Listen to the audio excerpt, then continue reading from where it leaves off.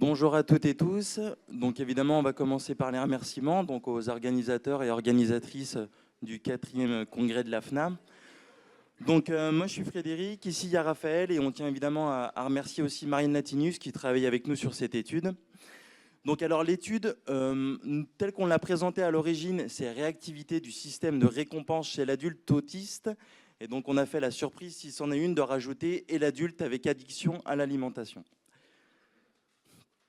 Donc alors on reprend un peu, on va prendre vraiment un déroulé classique. Donc vous voyez, on va faire d'abord un petit peu d'introduction, on va expliquer un peu notre étude à travers les matériels et méthodes, on va vous montrer les résultats préliminaires, donc ça va être certainement un peu frustrant, on ne va pas pouvoir conclure aujourd'hui, et on vous parlera ensuite des différentes perspectives sur cette étude. Donc on reprend évidemment la thématique de la conférence, à savoir de l'intention à l'action. Donc là, on vient de voir avec une certaine granularité vraiment tout le circuit de l'agentivité. Nous, on l'a fait bien plus simple. Gauche, on saute, hop, action. Intention, action. Donc alors évidemment, si on revient dans les détails, l'intention, c'est quoi? Ça va être une représentation vers un but, une représentation mentale vers un but.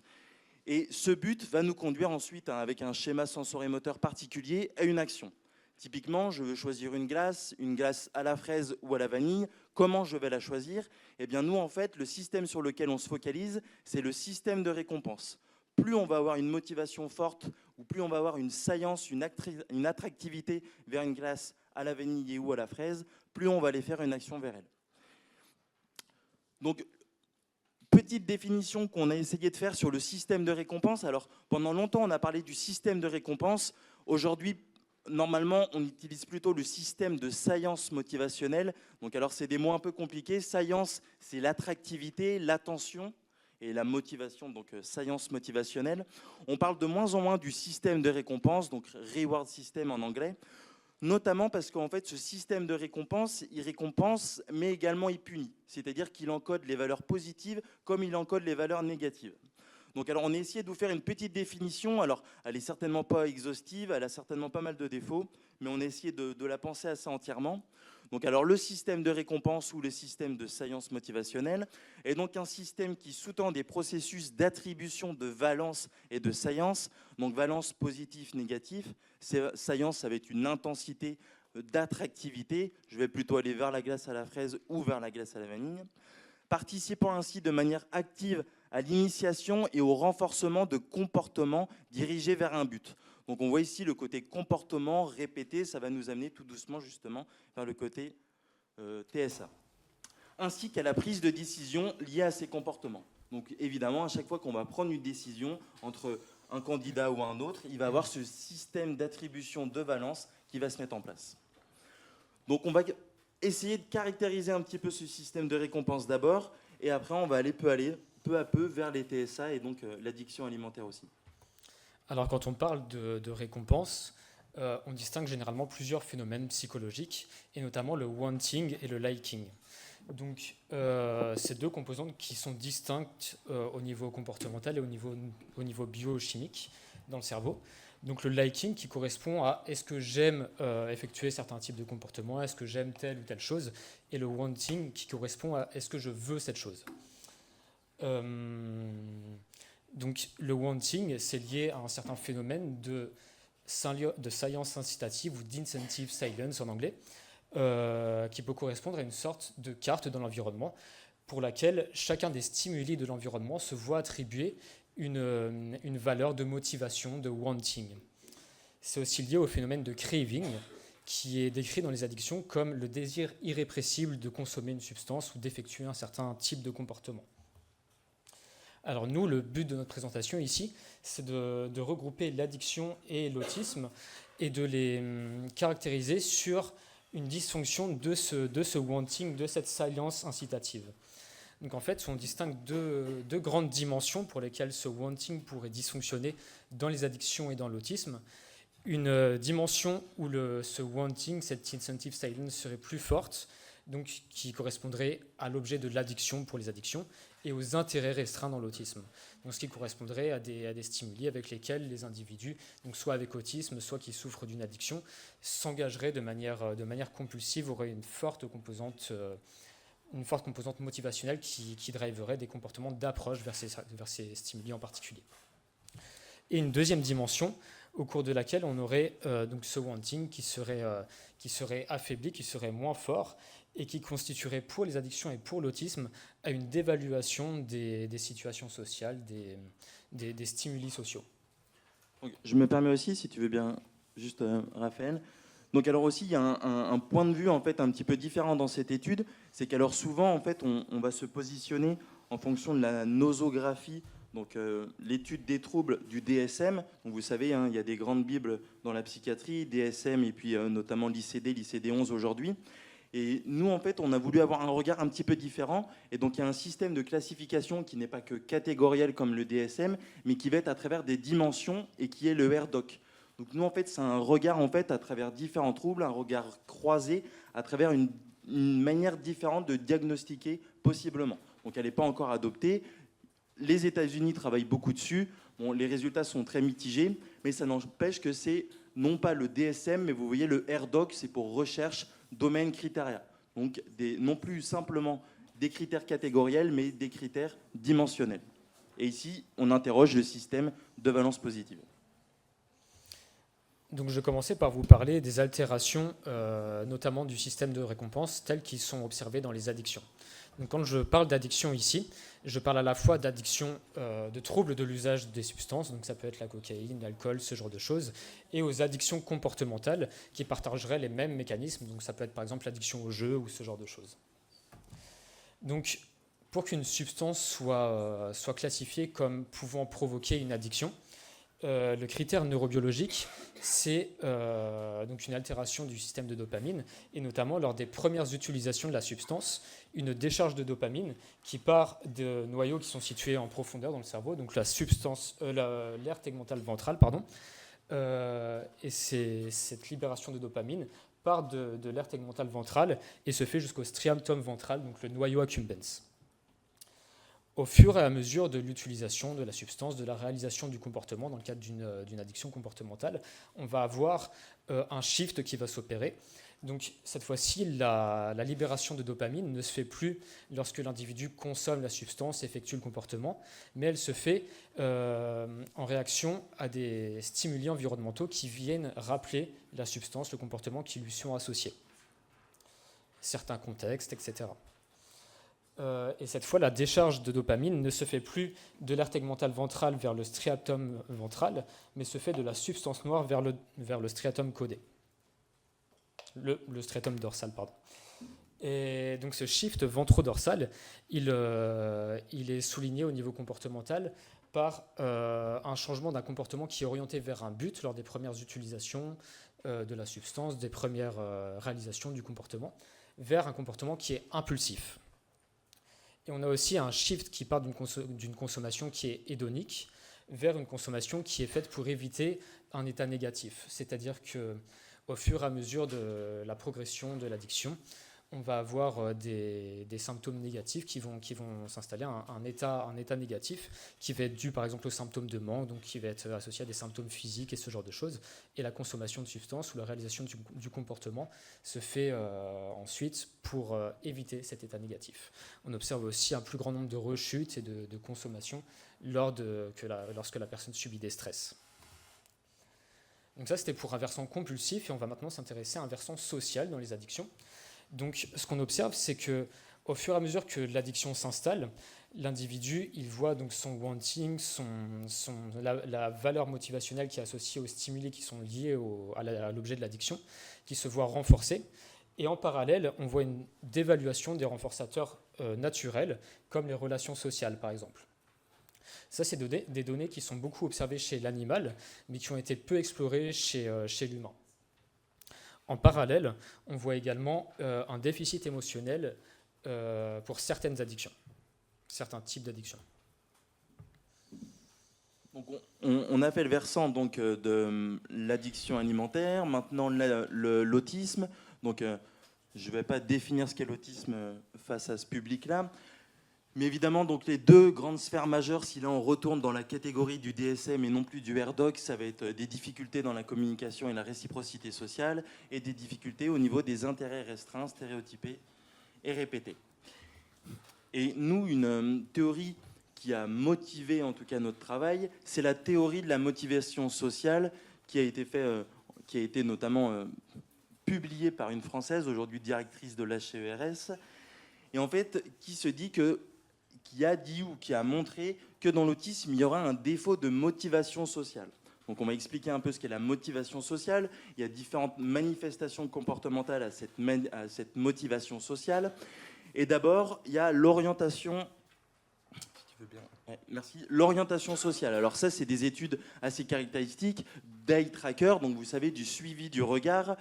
Et donc, il a été montré souvent que des enfants avec autisme vont préférer en fait regarder le background, donc l'arrière-plan en fait de la situation, plutôt que se concentrer sur les indices sociaux, à savoir les yeux, le nez, la bouche, donc les indices triangulaires au niveau du visage. Donc alors, il y aurait une baisse de cette orientation sociale.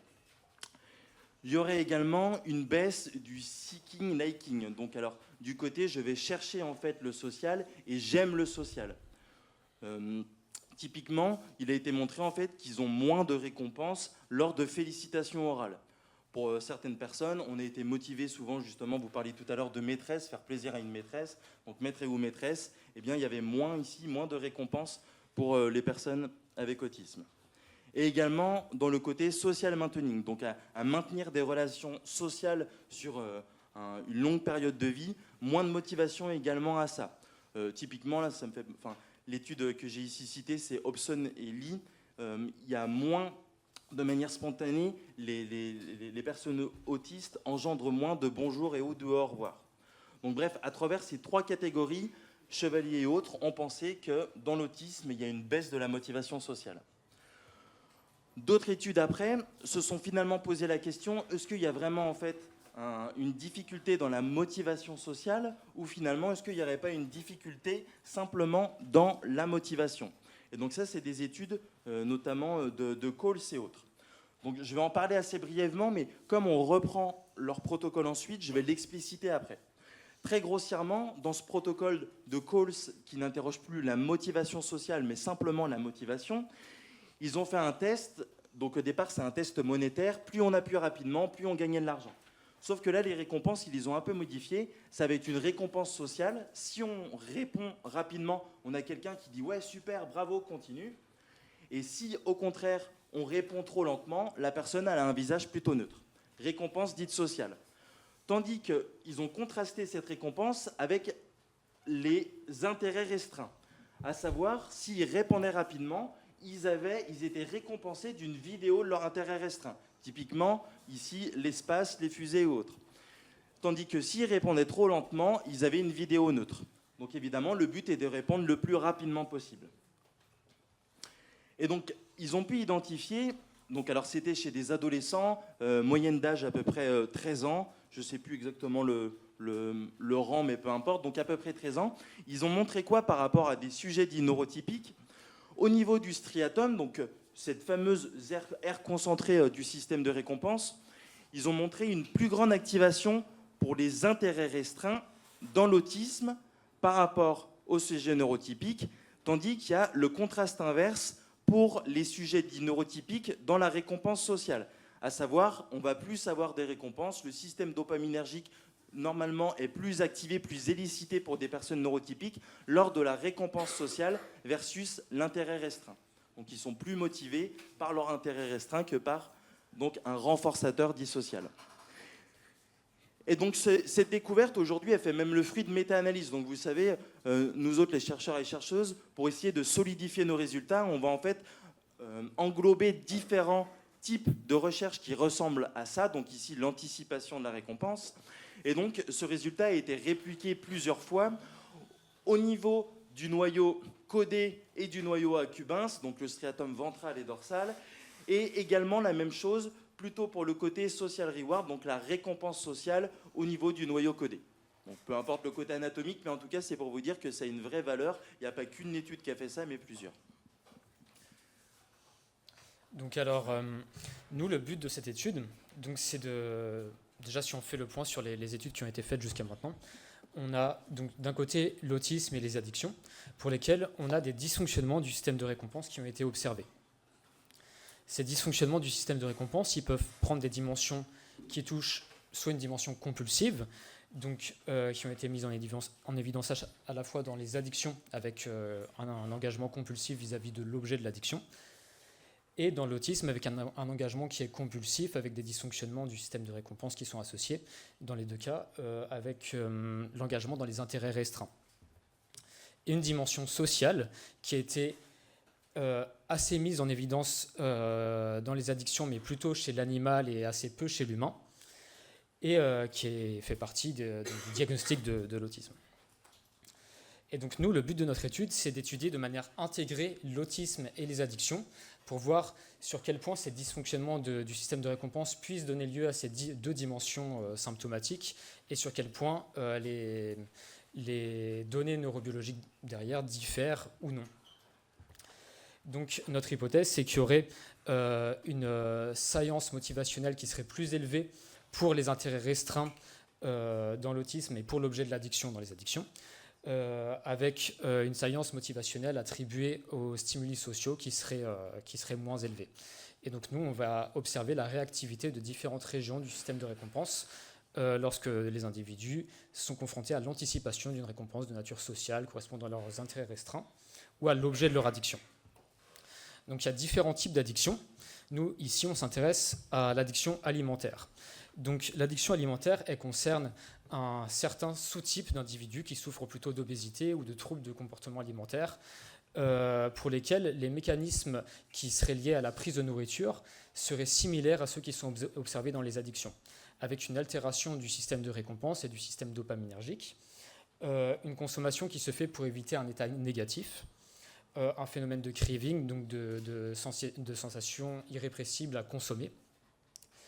Mais la seule différence par rapport aux autres types d'addictions, c'est qu'il n'y a pas de déficit socio-émotionnel qui a été observé dans ce type d'addiction, les addictions alimentaires. Ce qui nous permet ici de mettre en évidence un dysfonctionnement social, ou en tout cas c'est notre hypothèse, qui serait purement lié au système de récompense et qui ne serait pas lié à d'autres phénomènes socio-émotionnels qui seraient associés. Donc alors, pour ce faire, on a justement utilisé donc ce genre de tâche. Donc je vais revenir un peu plus lentement et en détail dessus.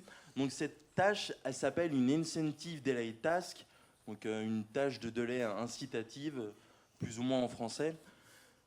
Et donc elle correspond à quoi? Donc je vais revenir vraiment tout doucement pour vous l'expliquer. Donc alors à l'origine, donc c'est pour l'addiction et c'est davantage pour aller voir les côtés récompenses monétaires. Encore une fois, ça a été repensé pour aller voir ici les renforçateurs sociaux et ou les renforçateurs en termes d'intérêt restreint et ou de nourriture pour l'addiction alimentaire. Donc ici, le côté craving compulsif devrait être vu par ça et le côté renforçateur social, évidemment, par ça. Donc alors, ce qu'on va faire, nous, c'est une étude en IRM. Donc alors, les participantes sont dans l'IRM et vont appuyer sur différents boutons. Qu'est-ce qu'ils vont voir en fait une fois dans l'IRM? Ils vont voir un visuel, un écran, tout banalement, qui va leur présenter d'abord des cues, donc des indices.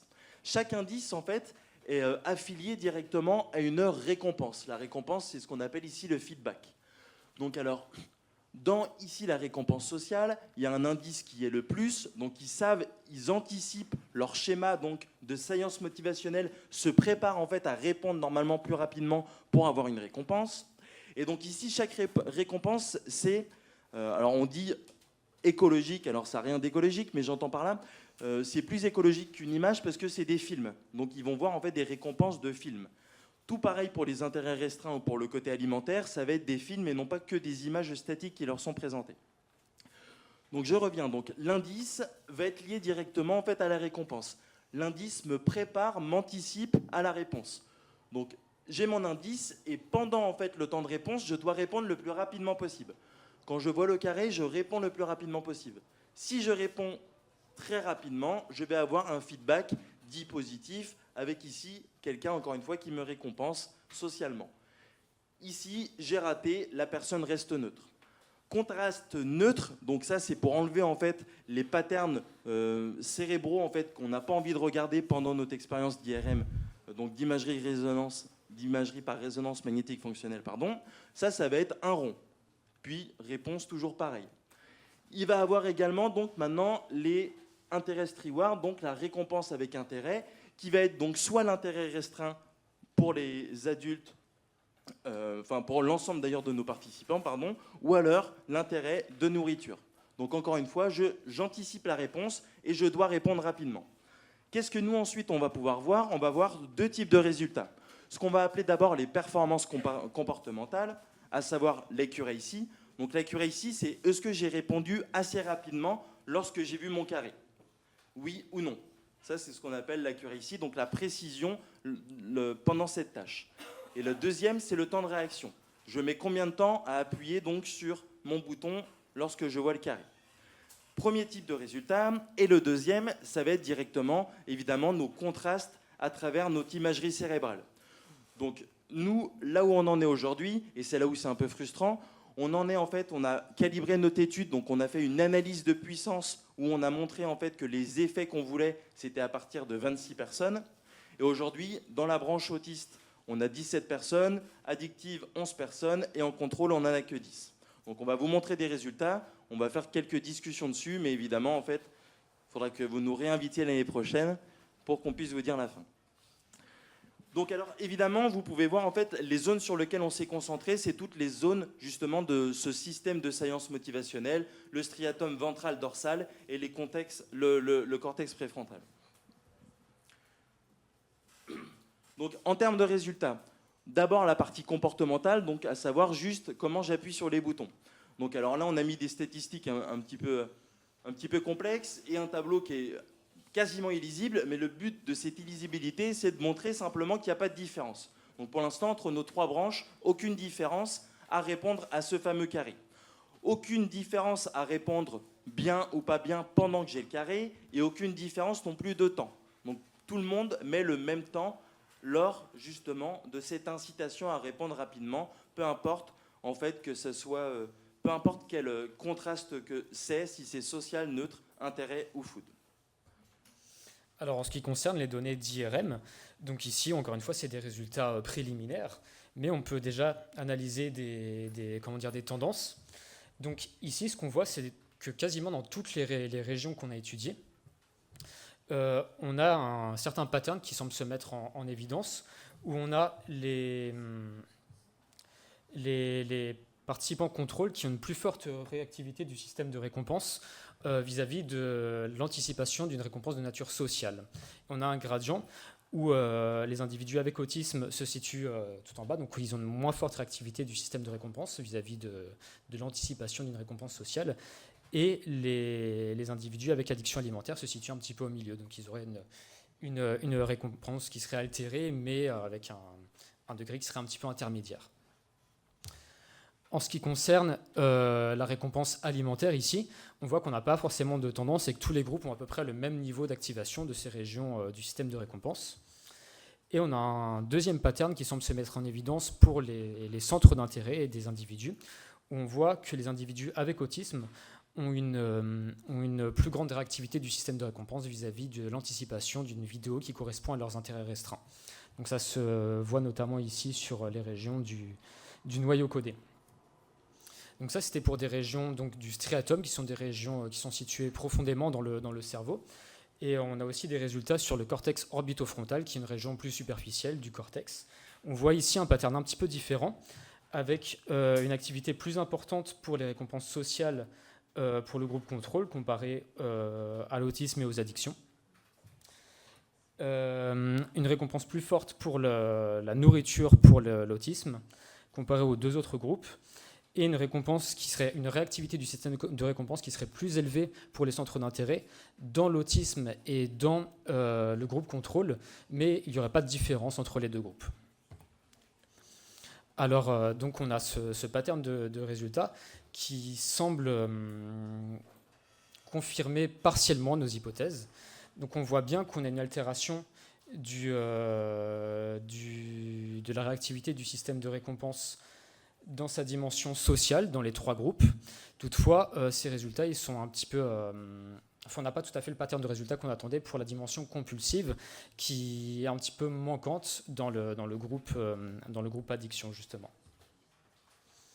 Alors, le but de cette étude, et ce qu'on a réussi à faire pour l'instant, c'est d'étendre les résultats de Coles et collaborateurs à des individus qui sont adultes, et donc de venir interroger ces mécanismes compulsifs et d'évaluation sociale chez l'adulte avec autisme et avec addiction de manière intégrée. Aussi, ces premiers résultats, ce qui viennent mettre en évidence, c'est une dissociation fonctionnelle entre le cortex orbitofrontal et le striatum, qui donc ne présentent pas tout à fait le même pattern de résultats et qui ont des rôles fonctionnels qui sont différents. Avec le cortex orbitofrontal qui répond plutôt à la sélection de certaines possibilités, à la prise de décision, contrairement aux régions du striatum qui réagissent plutôt à la récompense. Donc ici, dans ces résultats préliminaires, on a quand même une atypie de la science incitative, du wanting qui semble être mis en évidence. Et donc, d'ailleurs, cette discussion, on retrouve totalement ce que vous disiez, il me semble, Monsieur Roche tout à l'heure. Alors, on n'a pas regardé forcément les délais de la récompense, mais comme quoi il fallait récompenser, donner en fait une récompense tout de suite ou autre. C'était plus ou moins une autre manière contournée de le montrer. Donc alors, dans le futur, qu'est-ce qu'on doit faire? Alors déjà, évidemment, on doit terminer notre étude. Là, vous voyez, on est en pleine suspension, donc on n'a qu'une hâte, c'est de la clôturer. Mais en plus de ça, en fait, on va aller voir un aspect un peu particulier. Donc c'est peut-être très méthodologique, je ne vais pas rentrer trop dans les détails. Mais en fait, il y a différentes possibilités dans l'IRM. Donc là, en fait, on vous a montré des activations d'endroits dans le cerveau. Mais en fait, il y a d'autres manières de faire. On peut également faire de la spectroscopie par résonance magnétique du proton. Et donc cette spectroscopie, c'est comme une sorte de biopsie virtuelle. C'est-à-dire qu'en fait, on va aller prendre un cube dans le cerveau, comme si on pouvait extirper ce cube dans le cerveau et analyser différentes molécules biologiques. Donc en fait, grâce à cette spectroscopie qu'on a fait en fait pour tous nos patients au niveau du striatum, donc de ce fameux système de science, eh bien en fait, on va aller pouvoir étudier le striatum justement à travers deux molécules particulières, donc à savoir le glutamate et le GABA. Le glutamate, c'est le principal neurotransmetteur excitateur, donc tout ce qui excite en fait un mouvement, et le GABA, ça va être au contraire le principal neurotransmetteur inhibiteur. Donc ça va être une molécule qui va participer notamment à l'inhibition. Donc je le fais de manière très schématique, mais donc dans l'autisme, si on regarde encore une fois dans les théories, mais ici de neurobiologie, il y a beaucoup d'auteurs qui disent qu'il y aurait un déséquilibre justement entre cette neurotransmission excitative et inhibitive. Et donc nous, en fait, grâce à cette séquence qu'on a fait particulière, qui va nous permettre de quantifier, donc de savoir les taux de glutamate et de GABA, on va pouvoir en fait aller comprendre un peu plus à un niveau plus primaire cette atypicité de la science motivationnelle. Donc vous voyez bien, on est à un niveau différent. Là, on est sur le niveau moléculaire. Mais ça n'empêche que ça serait explicatif. Donc là, on a toutes nos références, on les a mis à travers ce QR code qu'on vous invite à aller voir.